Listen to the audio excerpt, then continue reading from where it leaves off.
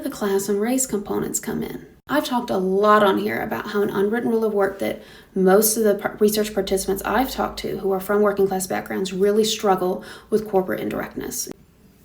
Like I'm a strong woman and I'm allowed to be. But there's also the component of when you've grown up in environments that there's a lot of hardship and there can even be some hostility, that you have to learn how to stand up for yourself even if you are a girl. And speaking indirectly would be a sign of weakness. Where economic struggle and disenfranchisement prevail, self-assertion and aggression become as much of a part of the social landscape as playgrounds and ice cream trucks. In this world, silence can mean invisibility and danger.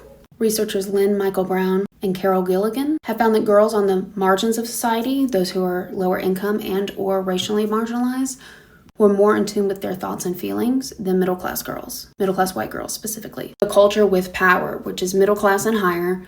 I know there's a big difference between middle class and like the top 2%, but the middle class do enforce a lot of the rules in the environments, like jobs that pay well and good schools, that while these girls' communities, the working class and women of color, these communities may value them being direct and in touch with their feelings more, for these women to have opportunities, they still run into issues when the cultural norms, the unwritten rules, say that it's not okay. And that is where the unwritten rule of being assertive but not too aggressive is disproportionately targeted towards women, especially Black women. We have to change the norms about what is deemed acceptable among certain groups and have the same expectations that are applied across groups. So until we change that everybody can have an appropriate level of emotional range and that conflict is going to happen and we have healthy ways of navigating that conflict, the individual woman changing her behavior is not enough,